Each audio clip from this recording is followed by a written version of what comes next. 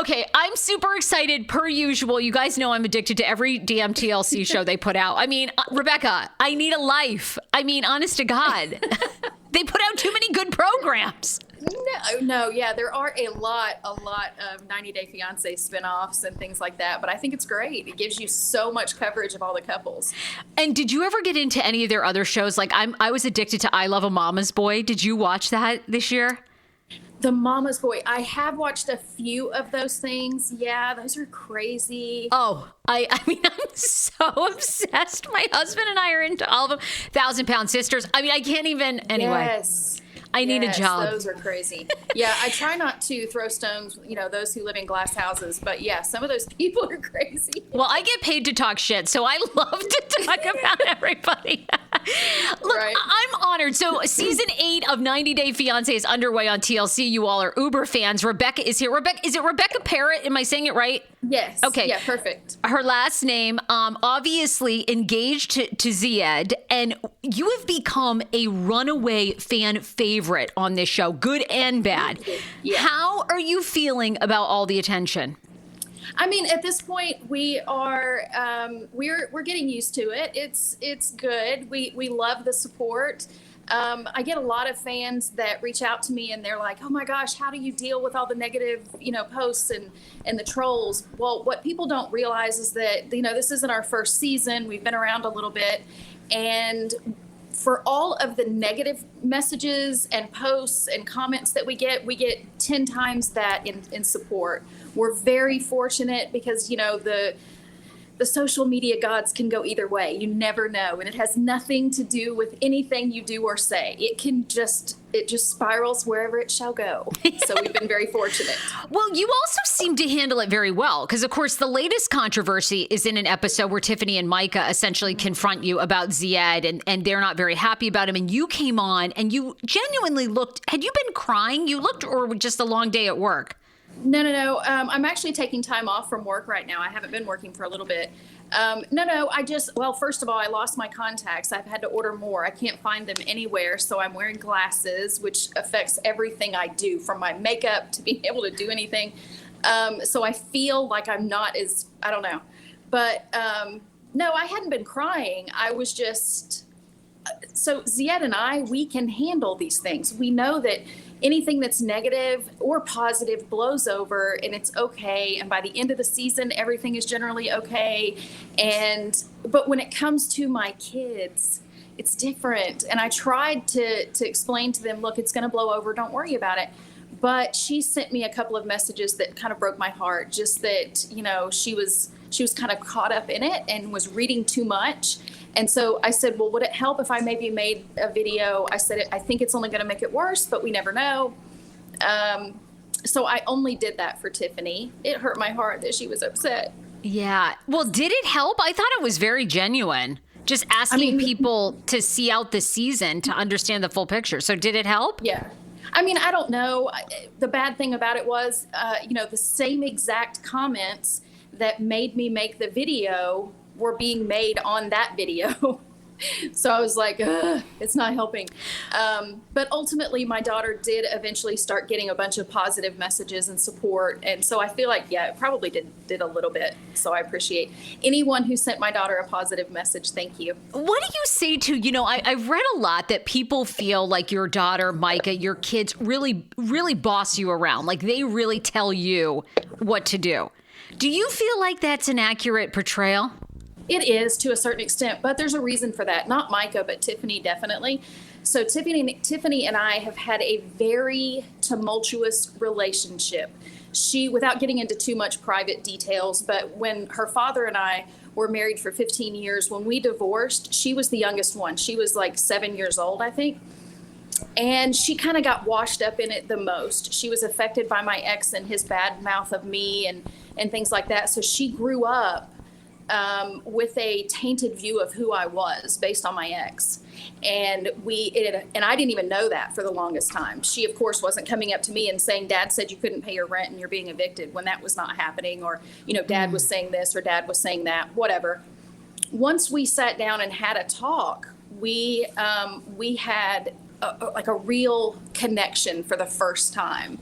And I'll just be honest with you, I have been afraid to lose that connection. And so there is a very big part of me that allows her to get, to be able to say and do things that maybe some normal, healthier relationships wouldn't get away with. But by the same token, I also know that from where she's coming from, she's right. Like, everything that she was doing, should I have put my foot down? Probably. But there's also production involved. It's not just the people that you see on TV. Sure. Yeah. A lot goes into it. Yeah. Talk to me about this, because I think this is a great part of your story, but I know you've also gotten shit about this. I love this because what did you learn from past relationships, and how I think you're inspiring to other people, because I know you get a lot of crap. People are like, oh my God, why are you trying to get married again? Yada, yada. Okay. What did you learn from past relationships, and how do you think this is different?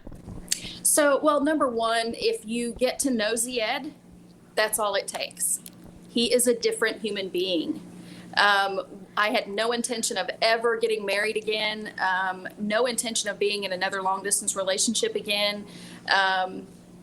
But Zied is a very charming person. He's a very genuine person. He's very patient. And it's just that it has been the perfect storm for one of the best relationships I could have ever dreamed. What I learned from my previous marriages was what's important and what's not. And, let the little things go. That's such a small thing to say, but it's such a big thing to do. It's so hard sometimes. And, I just appreciate every day. I appreciate what he doesn't put me through. I appreciate, how patient he is. And how did you get to this healthier place? Did you go to couples counseling? Did you get therapy personally and realize some things that, because I always think too, like I had a pattern, like in my life before I met my husband, I was always attracting actually older men. And, it was because my father had passed away in high school. I think I had daddy issues. Oh yeah. And it never worked. I was engaged. I was almost engaged to a guy who was 15 years older. Thankfully that didn't work. But I really had to learn like what I was doing wrong. Right. So how did you get to that place? Did you do some therapy or just like soul searching?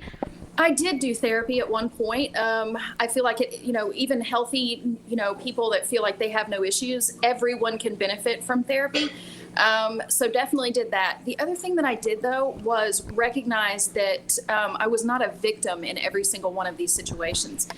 A marriage is 50-50 regardless. And so whether it was, the way that I was attracting the wrong kind of relationships, or God help me if it would have been a normal, healthy relationship, but maybe something that I was doing was messing it up. There's all kinds of things. So it just took me recognizing that that no matter what relationship you're in, you have to put in the work. You have to be willing to recognize your part in everything.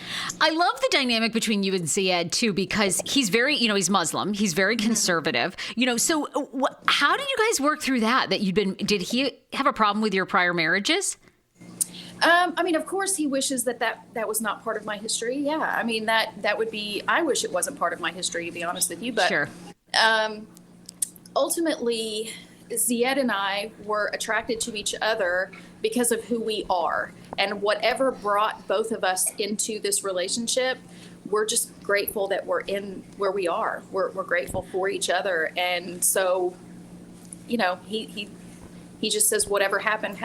It's not an issue. I love that and you've also been open to some extent about your sexuality, that you've been with women before, which I think is so great. I want more of that storyline. I wish we'd done a 90-day fiance with you with a woman prior to Zied. But right. Obviously. But how is he? Are you guys good about that, or you don't talk about it much? Because I also read you don't like labels. So, do you label yourself bisexual, or no? You're just you don't like a label. No, I don't think that there's any reason to label me. I was in a very, very unhealthy place in my first marriage when that whole thing took place, and I think I was just looking for some validation, and this person was giving it to me. It wouldn't have mattered if it was a male or a female, and it wasn't something that ultimately I would ever seek out. that doesn't mean that I'm against it by any means. It's just not, I wasn't seeking it out with, a relationship with a woman when I met this person. So, it just kind of happened, and that's fine. And, Zied was not angry about my having that relationship. What he was angry about was that I said it to him on the show. Because of the fact that if his parents were to find out, then it could potentially very likely be a situation where his family would be like, okay, it's either us or you. And wait, Rebecca, still? Are you worried about if they watch the show or they don't? So you also have to understand, a lot of people are like, that doesn't make any sense. He's on TV. Of course his family. No. So he has been in acting since he was 9 years old. He was a famous, well-known, not famous, but very well-known actor in Tunisia since he was, I think, 9. He's been in music videos, TV shows, series, movies, commercials, all kinds of stuff. So his family is used to seeing this. It's not a novelty for him to have ended up on TV in America. So, and they don't watch the show. So. Oh my God! And even if they did, they don't speak any English whatsoever. His father speaks Arabic and French, and his mother only speaks Arabic. Okay, so I'll put a block on this video for Tunisians. So no one can. It's fine. I feel like at this point we're probably past that, but who knows? I don't know. I was going to ask you about his acting career. Is he doing any acting in America? Does he want to pursue that?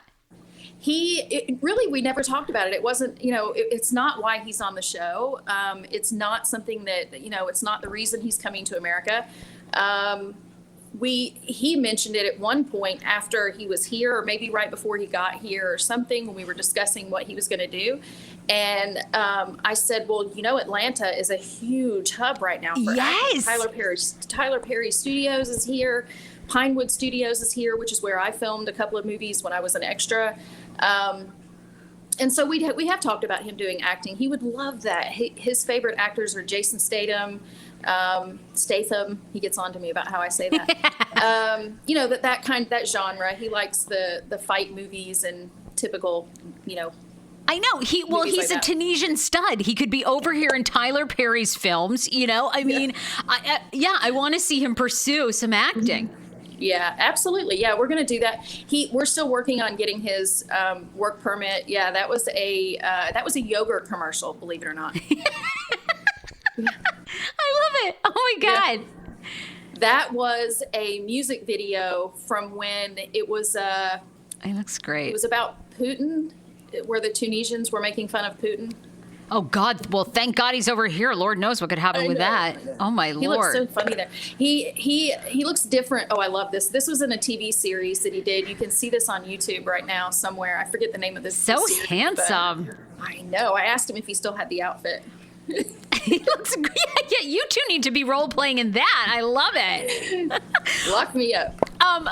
Yes, all of it. We want to see that episode as well. 90-day X-rated. we need to see that. Okay, well, but that is what I want to talk to you about. You're absolutely stunning. You're gorgeous. And you recently had lipo. I wanted to know, was that like a choice because of out of health and you just wanted to look good?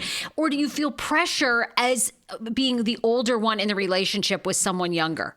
No, absolutely not. In fact, Zied was 100% against it. He said there's no reason to do that. I don't understand why you would want to. And he was worried that I would lose too much weight. He loves my curves. So it had nothing. I've had a lot of people, so many negative comments about, of course she's going to get that. She's in a relationship with someone half their age.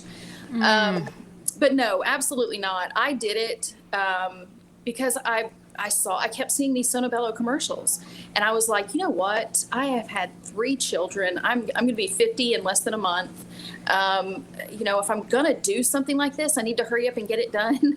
And it also has nothing to do with me being on TV, because you hear that too. I don't care what people say. Yeah, I don't care what people say if I'm overweight, or if I were too skinny, they would say I'm too skinny. If there's no matter what, people are going to talk about you. So this was just for me. I just wanted to look better. Oh, girl, you look amazing. And Thank look, you. We're pro plastic surgery on this show. Every plastic surgeon we call, hey, do you want to advertise with us? We love it. We're like, When can we get the fillers? Do you want to do anything else? Do you want to, because I'm pregnant now currently, so I can't do anything. Congratulations. Thank you. It's our first child. I'm so excited. He's due in April, like 1st of April. But I can't wait to do like a mommy makeover because my tits are already down at my belly button. So I'm like, I've had it, you know? But will you do anything else? You want to get lip fillers? You want anything else? You know, in a perfect world, unfortunately, me using all the filters for as long as I have, God, there's a filter that does something with my nose that if I could get that done, it would be perfect, but I won't. I will not do it. I love my nose. It's a cute little button nose. I'm not going to do that. If I ever did anything else, I think I would like to get lip fillers, but I don't have any actual plans to do it. You know, a lot of the women that go on this show, they end up Yes. They end up with all this stuff. Oh my God. Like Larissa, but I think Larissa looks amazing. Well, you know what? I'm a little worried about her. I know. She does look amazing now. Like after I think I don't know, maybe everything's set in or whatever. She looks really great, but I'm worried about her too because I feel like that is just an addiction. Like it's going to continue until it's just, I don't know. Yeah. Yeah. Larissa and I are actually friends. I love her to death. And I think she looks amazing. And I am not anyone to ever shame a woman for going out and getting plastic surgery. Do it. If that's what you want to do, do it. I don't care. So, you know, if I know. I just think she's amazing. I am too. I think it's just always that fine line of, are you trying to, you know, there's things that you do to look great and feel good about yourself. And then it almost becomes like, wow, is this almost like an addiction like alcohol or food where you really have lost yourself, you know, in doing it? Who are some of your other favorite couples? Because you just bringing up Colt. I love Colt. Reminds me of Colty and all the drama. Who's some other favorite 90 Day Fiance couples of yours? And I'm sure you're friends with probably a lot. Yeah, absolutely. Of course, Darcy, I freaking love her. Yes. She's just an absolute angel on earth. She catches so much crap, but she is, you know, we've met several times. She is a beautiful person. She has an amazingly big heart, and I just love her to death. David and Annie, of course, the mom and dad of 90 Day Fiance, they're just, you know, I have a feeling that they probably do the same thing with every single couple right when the show, either right before it comes out or whatever. They reached out to me and, they told Zied because at the time he was not good with English, but they told me to tell Zied the same thing. This is what you should do and watch out for this, watch out for that person. This person's a good one, you know, whatever. So love David and Annie. On the show that we're on right now, my favorites are Stephanie. I freaking love her. I think she is, you know, she's portrayed as being a little on the crazy side, but I think the world needs more people like her. I think she's amazing. That. She's strong. She's smart. She's beautiful. She's independent, and more power to her. I think she's amazing. This season is really good. I also wanted to ask you about, because people give you shit about, I mean, welcome to being on TV, but you have a business, GYPSY and Jagger. Your earrings are gorgeous. Your jewelry's so fun, but people gave you so much crap about that lip logo, which looks similar to. But isn't that insane? Because to me, I go on all these sites and everybody is using a knockoff of that. Were you so annoyed? I mean, I think you do very well. I would tell all these people to fuck themselves. I mean, and then I saw that you ended up kind of changing it because you just didn't even want to deal with the BS. Well, no, we actually changed. Well, no, you know what? We did change it for partially because of that reason. But what people, and I kept trying, in the beginning, I was trying to explain to them that this was a free use logo. I am not an idiot. I'm on a TV show. If there's any reason that someone could come after me, they're going to do it. So I don't go into something and just be like, well, I'm some, you know, soccer mom that's in her basement making up some business or something. Like, I have to be careful with what I do, both legally, ethically, the whole thing. That was a free use logo. That was, you know, it's not the exact same thing.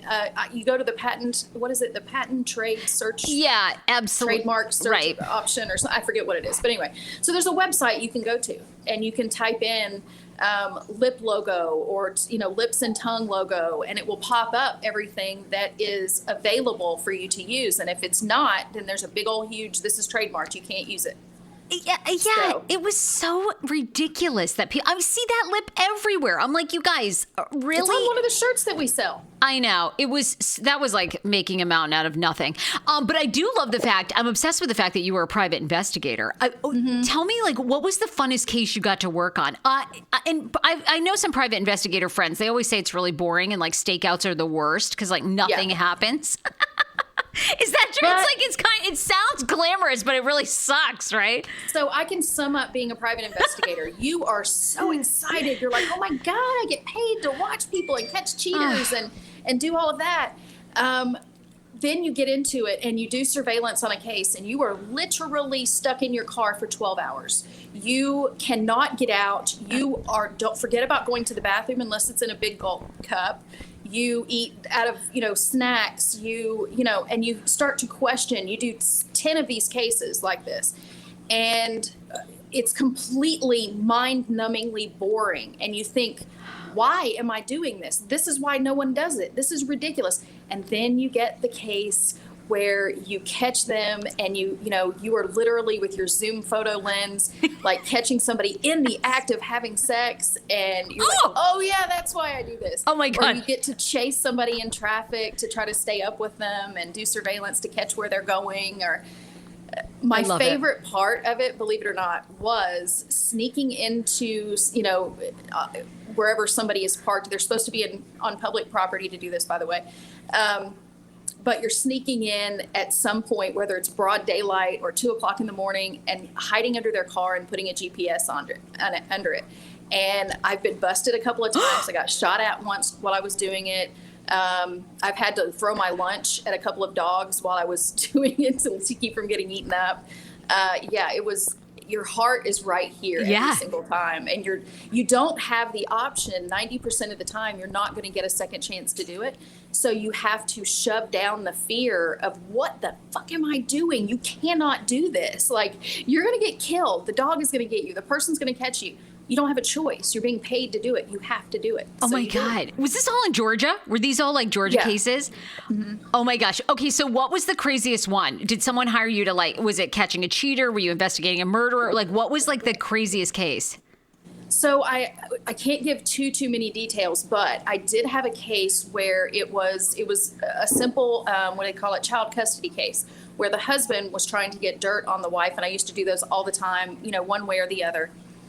And this case got to the point where I ended up being brought into the local, what I forget if it was the sheriff's department or whatever, but anyway, the DEA was in there, and I got signed in as an what do they call undercover informant? Like, I had to, like, the only person in the entire state that knew that I was doing this were 2 undercover cops. They had to put my information into a file and lock it into a special safe somewhere so that no one would know that I was doing it, because it turned out that the woman and her husband, her new husband, were involved in drug deals. I was going to say, there's something obviously more going on than a custody. They were doing something. And it actually involved some of the, how do I say this? It involved some local sports teams in Atlanta. It was big. But you've made I got my in night. Over my head at one point, and I decided that right before the meeting where I was supposed to offer them drugs, I was like, God, I just don't think I can do this. I just don't. Oh my God. My kids were worried about me, and so I didn't do it. I don't blame you. Yeah, that was like some heavy shit. I would have been like, okay, I'm sorry. I'm not trained to be like an undercover a drug dealer. Thanks. Okay, how are you and Zied now? How's everything going? How do your kids like him? Is the relationship getting better? So Zied and I are doing 100%. We are amazing. Love. You deserve it, girl, after everything you've been through. And yes. You are not wrong. Yeah, no, you can tell. Wrongs. You've lived a life. You deserve it. Yeah. He is amazing. And your kid, like, Yes. is everybody blending? Because I think sometimes it's hard, like blending a family and, trusting again. And obviously they're very skeptical given your past relationships. So are things coming around? Yes. So from the get-go, my son, Brandon, and his girlfriend, Kirsten, they have been 100% supportive. Now, of course, in the very, very beginning, my son was like, what are you doing? Are you crazy? Don't do this, whatever.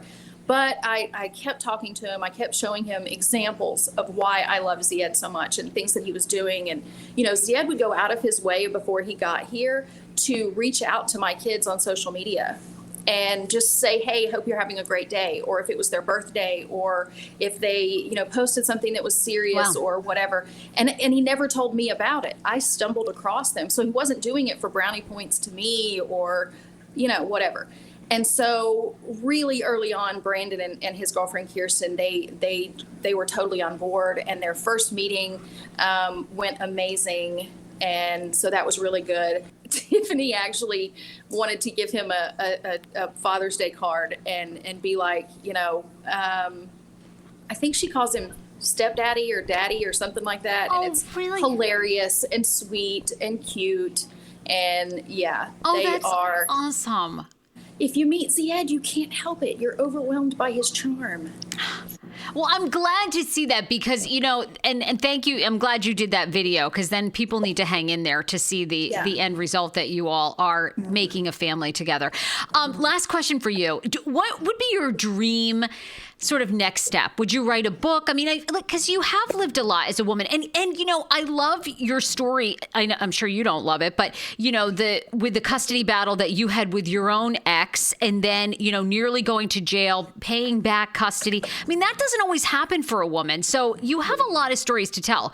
Would it be a book? Is it another TV show? Any interest in that? I'm always going to be open to anything that someone would put in front of me. I'm not interested in becoming a movie star or an actress or anything like that. I've been an actress a teeny tiny bit, and I had the experience of working on movie sets just as extras, and I cannot stand for somebody to tell me how to feel and what to do all the time. I just don't like it. So, I know. And movie sets are boring. They're so long. You're there all day. It's like, oh. Yes. And you have to hear the same exact things being said for 10 hours. And it's like, oh my God, But I used to be a literary agent years and years and years ago. I was in my 20s. And I say that loosely because really you have to be in New York to do that. But technically, I was a literary agent. I worked for an agency in Atlanta, and I've always been fascinated by writing. I've ghostwritten a few books with people and things like that.